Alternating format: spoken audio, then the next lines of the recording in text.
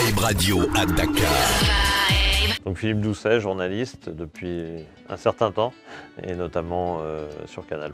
J'ai été très choqué par la décision de la CAF, par la brutalité de la décision, compte tenu de tous les efforts qu'a fait le Cameroun, alors qui a aussi ses responsabilités, parce que ces efforts ont été trop tardifs, ça c'est indiscutable. Non, il ne faut jamais négliger les bons résultats. Si le Sénégal gagne tous ses matchs, ou à peu près, dans ces poules, ces groupes de qualification, c'était déjà le cas pour le mondial, c'était le cas pour la CAN précédente, c'est qu'il y a une continuité, il y a une équipe qui est indiscutablement parmi les meilleures d'Afrique, qui a même le potentiel pour être la meilleure, ce qui n'a pas encore été prouvé par les faits, et notamment lors d'une CAN. Mais tout ça ne peut pas être retiré du Sénégal qui ne tremble jamais dans ses qualifications, ce qui est quand même un signe que ça se passe quand même assez bien et qu'il y a un niveau de base, quel que soit l'adversaire. Je crois que c'est un débat vieux comme le monde, c'est-à-dire qu'on a l'impression que sous prétexte qu'on va revêtir le maillot de son pays, parce que le débat existe partout, hein, mais enfin celui en Sénégal en particulier, eh bien forcément Sadio Mané aimant le Sénégal, ce qui est une réalité, va être encore 2 fois meilleur qu'à Liverpool.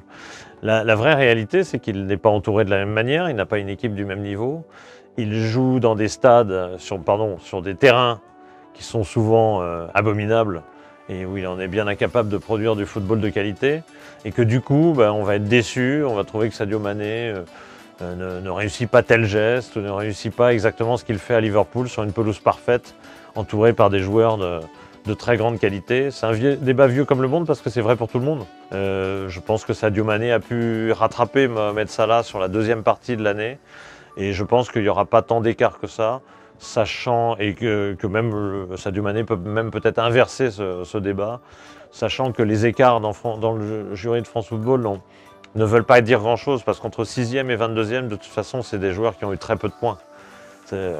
Comme on juge vraiment sur 5 choix, il y a 4-5 joueurs qui ont monopolisé les votes, et après ça descend très vite. Je ne connais pas d'entraîneur qui au Sénégal ne soit pas contesté.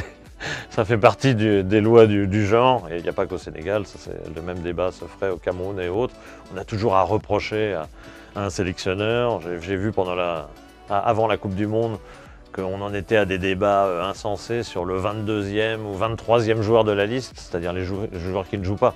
Je pense que tout le monde est supporter dans l'âme des Lions de la Teranga, tout le monde se voit donc comme une sorte de sélectionneur, et tout le monde envie en quelque sorte le sélectionneur et lui en veut de ses choix parce qu'il a envie lui-même de l'être et lui-même de choisir.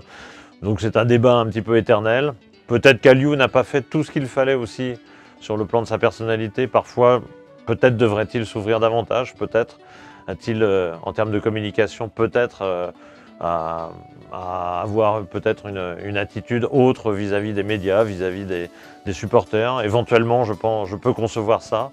Par contre, critiquer Aliou Cissé sur le côté sportif me paraît assez erroné. Il a une réussite qui est tout à fait honorable. Et ben, c'était Philippe Doucet sur Vibe TV. On a passé un excellent moment. Qu'en pensez-vous? Bon, exprimez-vous. 102.3, le nouveau son.